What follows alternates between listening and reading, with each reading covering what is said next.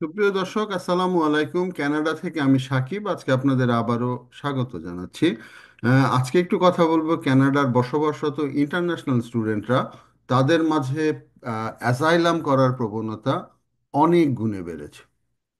জি, asylum করার প্রবণতা অনেক বেড়েছে, যেখানে স্টুডেন্টরা কানাডায় আসে পড়াশোনা করার জন্য এবং পড়াশোনা শেষে তারা একটি ভালো চাকরি বাকরি করে কানাডার মূলধারায় চলে যায়, কিন্তু পিয়ারের পদগুলি কানাডায় একেবারে সংকুচিত হয়ে আসছে এবং সেই সংকোচন হওয়ার ফলে স্টুডেন্টরা দীর্ঘদিন এখানে থাকার পরে ট্যাক্স দেয়, তারা চাকরি করে, ক্যানাডিয়ান লাইফে অভ্যস্ত হয়ে যায় এবং 5-6 বছর পরে তারা দেখছে যে তাদের পিআর হওয়ার জন্য কোনো পথ খুঁজে পাচ্ছে না, যার ফলে তারা অ্যাসাইলাম ক্লেম করছে।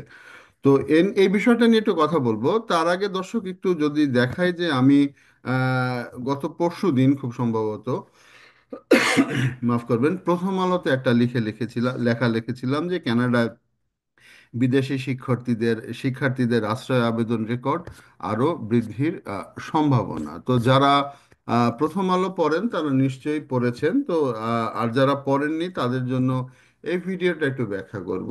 আর পত্রিকার পলিসি আর ইউটিউব চ্যানেলের আমার পলিসি তো যেহেতু ভিন্ন, সেহেতু যে কথাগুলি পত্রিকায় বলা যায় না সেগুলি এখানে বলার চেষ্টা করব, যেগুলি এখানে বলা যায় না সেগুলি পত্রিকায় লেখা আছে। আর একটা জিনিস, যে আমি প্রথম আলোতে দীর্ঘদিন ধরে লিখে আসছিলাম, তো সার্চ ইঞ্জিনে গিয়ে মোহাম্মদ সাকিবুর রহমান খান লিখলে আমার অনেক লেখা পাবেন ইউটিউবের পাশাপাশি। যারা প্রথম আলোর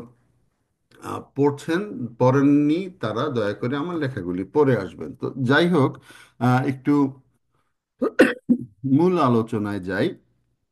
যে সেটা হচ্ছে যে 2024 সালে কানাডায় 20,245 জন রিফিউজি আবেদন করেছে 2024 সালে, এবং যেটা 2023 সালের তুলনায় 6 গুণ বেশি।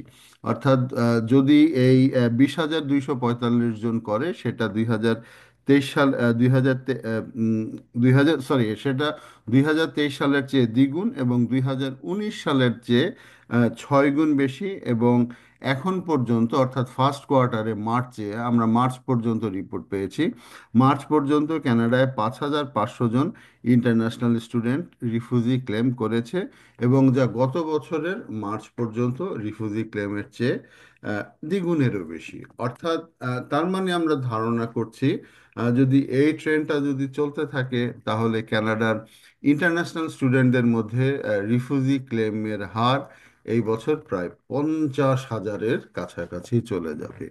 কানাডার ইমিগ্রেশন প্ল্যানই হচ্ছে গিয়ে 3.5 লাখ। এর মধ্যে আপনারা জানেন যে ভিজিট ভিসায় এসে কানাডায় আহ, লক্ষাধিক লক্ষ লক্ষ মানুষ অ্যাসাইলাম ক্লেম করে বসে আছে বিভিন্ন তাদের তাদের ফেলে আসা দেশে তাদের জীবন হুমকির কথা বলছে তারা। তারা অ্যাসাইলাম ক্লেম করছে। এর সাথে যোগ হচ্ছে বাড়তি ইন্টারন্যাশনাল স্টুডেন্টরা। তো কেন করছে সেই জায়গাটা একটু পরে আসছি, কেন করছে সেই জায়গাটা একটু পরে আসছি। তো ইন্টারন্যাশনাল স্টুডেন্টরা কি, একটু যদি আগের সিনারিও বলি, অর্থাৎ আমরা যখন এই 10 বছর আগেও কানাডা এসে, আমি ইন্টারন্যাশনাল স্টুডেন্ট হিসাবে আসি নাই, আমি সরাসরি পিয়ার নিয়ে আসছি বাংলাদেশ থেকে। তো ইন্টারন্যাশনাল স্টুডেন্ট হিসাবে যারা আসতেন, প্রথমত তারা আসলে আসতেন হচ্ছে গিয়ে, আমাদের সময়ে খুব কম আসতো। আমরা যখন প্রথম দিকে এসেছি, আন্ডারগ্রেড একটু কম্পারেটিভলি কম ছিল। মানুষ ব্যাচেলর করতে আসতো, মাস্টার্স করতে আসতো। তো ব্যাচেলর করতো, তারপরে মাস্টার্স করতো, মাস্টার্স করার পরে পিএইচডি করতো, পিএইচডি করে ক্যানাডিয়ান গভর্নমেন্টের একটা চাকরি নিয়ে চাকরি করতো। তো তখন প্রভিন্সিয়াল নমিনি প্রোগ্রামগুলি খুব ইজি ছিল। ম্যানিটোবা বলেন, সাসকাচুয়ান বলেন, আটলান্টিক প্রভিন্স বলেন, এমনও আমরা প্রথম দিকে দেখেছি যে অন্যান্য প্রভিন্স থেকে এসে ম্যানিটোবা প্রভিন্সিয়াল নমিনি প্রোগ্রামের জন্য তারা অ্যাপ্লাই করেছে এবং হয়ে গিয়েছে। অর্থাৎ কোনো স্টুডেন্ট যে ফিরে গিয়েছে কোভিডের আগে, এই টাইপের কথাবার্তা শোনা যায় না। তো স্টুডেন্টরা পড়াশোনা শেষ করে ফিরে গিয়েছে, যদি পিআরের জন্য তারা চেয়েছে যে পিআর পাবে, পিআর নিবে, তারা ফিরে যায়নি কানাডাতে।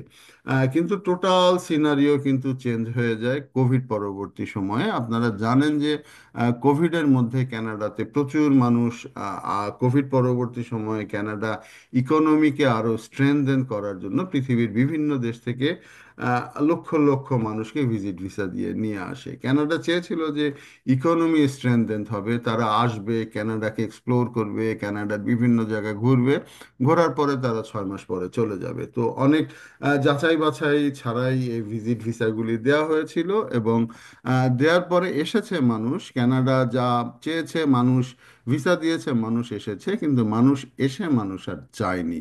তো না যাওয়ার ফলে এই লোকগুলি কানাডার ইকোনমিতে যুক্ত হয়েছে, এবং এই মুহূর্তে কানাডার 7.2% মানুষ, যেটা আমি আমার আগের ভিডিওগুলোতেও বলেছি যে 7.2% মানুষ হচ্ছে কানাডার মোট জনসংখ্যা। সেই মোট জনসংখ্যার চেয়ে আহ, অতিরিক্ত হচ্ছে গিয়ে এই ভিজিট ভিসা এসে থেকে যাওয়া এবং ইন্টারন্যাশনাল স্টুডেন্টরা। তো এখন হচ্ছে যে যেটা যে আমরা যতদূর জানি যে এইভাবে যদি ইন্টারন্যাশনাল স্টুডেন্টও যদি আগামীবার যদি 40 থেকে 50 হাজার এই 2025 সালে রিফিউজি ক্যাটাগরিতে যোগ হয়, যোগ হলে পরে কানাডার জন্য একটি ডিজাস্টার হবে। কানাডার জন্য একটি ডিজাস্টার হবে কারণ এমনিতেই রিফিউজি আছে, তার উপরে রিফিউজির জন্য তারা যদি হয় সেটা অবশ্যই ডিজাস্টার হবে। তো কেন হচ্ছে রিফিউজিরা, ইন্টারন্যাশনাল স্টুডেন্টরা রিফিউজি আসলে, আমার কাছে যদি ফ্র্যাঙ্কলি যদি জানতে চান, একটা ইন্টারন্যাশনাল স্টুডেন্টদের আমি তো খুব কাছ থেকে দেখি, আমি খুব কাছ থেকে দেখি, কেউই আসলে চায় না যে রিফিউজি হইতে, কেউই চায় না রিফিউজি হইতে। তো তারা এখানে পড়াশোনা করছে, পড়াশোনা করার পরে তাদের দীর্ঘ একটা সময় কয়েক মাস লেগে যায় ওয়ার্ক পারমিটের জন্য অপেক্ষা করতে। সেই সময় তারা কোনো কাজ করতে পারে না। তো সেই কাজ না করার ফলে তাদের কোনো, কেননা আপনারা জানেন যে লুকায়া ছুপায়া কিছু করাটা বেশ কঠিন।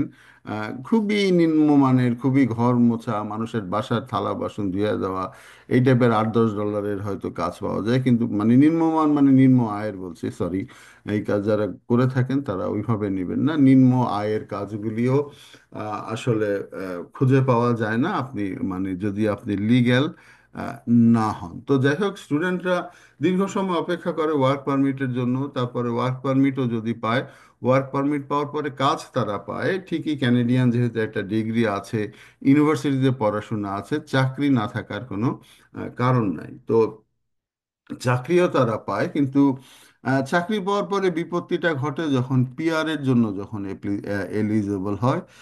অর্থাৎ যখন পিআর এর জন্য আবেদন করবে 1 মাস 1 বছর চাকরি করার পরে বা 6 মাস চাকরি করার পরে, ওই জায়গাটাতে বিপত্তি ঘটে, কারণ এক্সপ্রেস এন্ট্রি ড্রগুলি ফ্রিকুয়েন্ট হচ্ছে না। আমি লাস্ট বোধহয় দুইটা ভিডিও, একটা কি দুইটা আগে ভিডিও করেছিলাম আমার ইউটিউব চ্যানেলে, দেখবেন যারা নতুন দেখছেন, যে সেটা হচ্ছে যে এক্সপ্রেস এন্ট্রি ড্রগুলির হাই মার্ক হয়ে গিয়েছে। এবং আমারে যদি বলেন যে তোমারে আবার সেই আগের জায়গায় ফিরিয়ে নিয়ে গেলাম, আগের বয়সে আগের মেধায়, এক্সপ্রেস এন্ট্রিতে কোয়ালিফাই করা কোয়াইট ইম্পসিবল বাংলাদেশি স্টুডেন্টদের জন্য।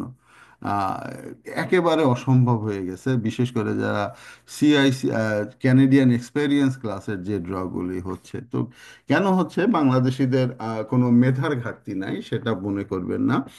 ইম্পসিবল হচ্ছে যে একটা জায়গাতেই যে ফ্রেঞ্চ ভাষার কারো দক্ষতা নাই। তো এখন এক্সপ্রেস এন্ট্রিটা এমন ক্যাটাগরিতে ওরা করছে কানাডা, যে আপনার যদি ফ্রেঞ্চ ভাষার দক্ষতা যদি না থাকে, স্কোরই উঠবে না আপনার।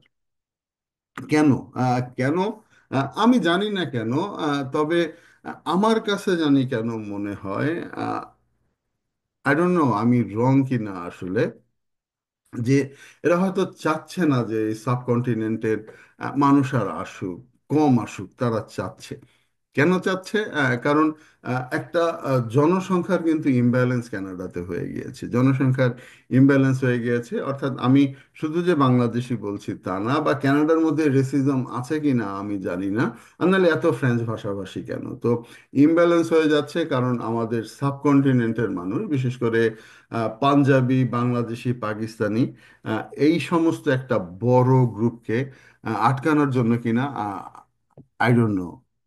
আহ, যারা গবেষণা করেন তারা বিষয়টা নিয়ে ভেবে দেখতে পারেন যে এই ধরনের কোনো রেসিজম এই মুহূর্তে কানাডাতে চলছে কিনা। তো যাই হোক, আবার আসি যে যেটা হচ্ছে যে এই ফ্রেঞ্চ ভাষার দক্ষতা না থাকলে পরে এই মুহূর্তে আপনার এই 500 কাট আপ স্কোর, কত জানি 28 না 42 ছিল, সেটা তারা উঠাইতে পারতেছে না। প্রভিন্সিয়াল নমিনি প্রোগ্রামগুলি একেবারে বন্ধ হয়ে গেছে।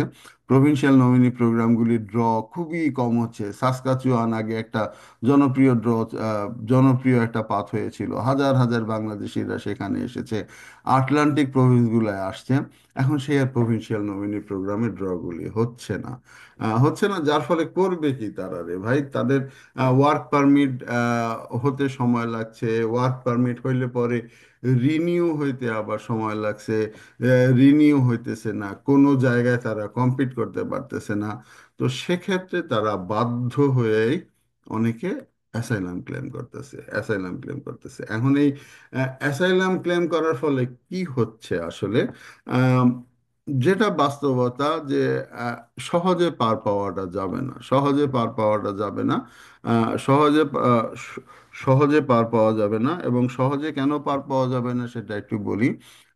যে সেটা হচ্ছে গিয়ে যে যাচাই বাছাই হচ্ছে, এই যাচাই বাছাই তারা করছে, এবং যাচাই বাছাই করার পরে আগের চেয়েও বেশ যাচাই বাছাই হচ্ছে, এবং একটা দীর্ঘ প্রক্রিয়া, এই দীর্ঘ প্রক্রিয়ার ফলে তারা আছে এবং একটা অনিশ্চিত জীবনের মধ্যে আছে।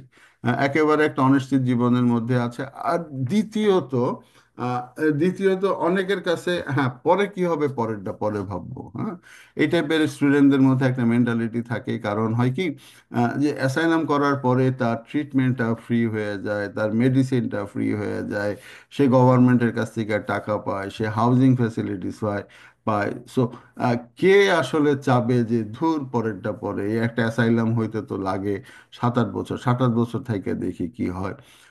তো এইভাবে অনেকে অ্যাসাইলাম করছেন। তো পরামর্শের জন্য আমি দেওয়ার জন্য ভিডিওটা করি নাই, আমি আহ, মানে সিনারিওটা জানাইলাম যে এই ধরনের সিনারিও এখন হইতেছে ইন্টারন্যাশনাল স্টুডেন্টের ক্ষেত্রে। তো সেই ক্ষেত্রে আসলে যারা অ্যাসাইলাম করছেন তারা অ্যাসাইলাম করার চলাকালীন সময়ে এমনকি পিআর পাওয়া অবস্থাতেও নিজ দেশে যেতে পারছে না। এটা শুধু বাংলাদেশ না কিন্তু, পৃথিবীর অনেক দেশ, সব দেশেরই, বিশেষ করে বাংলাদেশ বলেন, ভারত বলেন, পাকিস্তান বলেন, মিডল ইস্টের দেশগুলি বলেন, মেক্সিকো বলেন, এই সব দেশ থেকেই হচ্ছে। তো তারা ভাবছে পরেরটা পরে। তো যারা অ্যাসাইলাম করছেন তাদের স্টুডেন্টরা, তাদের এই অনিশ্চয়তা কি হবে জানি না। তো প্রমাণ করতে হবে যে তার দেশে তার জীবন হুমকির সম্মুখীন। সে প্রমাণ না করতে পারলে কিন্তু ফিরে যেতে হবে। এবং ফিরে যেতে হবে আরেকটু খারাপভাবে যাবে, যারা ক্যানাডার মতো একটা জায়গায় আছেন, ক্যানাডায় যারা পড়াশোনা করছেন, তারা যদি একবার ফিরে যান, সেক্ষেত্রে কিন্তু আহ, খুব সম্ভবত, I am not sure actually, but খুব সম্ভবত আমেরিকা বলেন, নিউজিল্যান্ড বলেন, অস্ট্রেলিয়া, ইংল্যান্ড আর তো ক্যানাডা, এই 5টা দেশের দ্বার কিন্তু বন্ধ হয়ে যেতে পারে। অতএব যারা ইন্টারন্যাশনাল স্টুডেন্ট আছেন, যাদের আসতে চান যারা বা কিছু, সবসময় আসতে চান যারা, তাদের জন্য সাজেশন যে কানাডার ইমিগ্রেশনের গতি প্রকৃতি দেখে তারপরে কানাডায় আসুন। আর ইন্টারন্যাশনাল স্টুডেন্টরা হচ্ছে যে সব কিছু যাই করবেন বুঝে শুনে, চিন্তা ভাবনা করে করবেন, নিজের দিমাগ খাটায় করবেন, কারো কথায় প্ররোচিত হবেন না। এতক্ষণ আমার কথা শোনার জন্য ধন্যবাদ। আসসালামু আলাইকুম।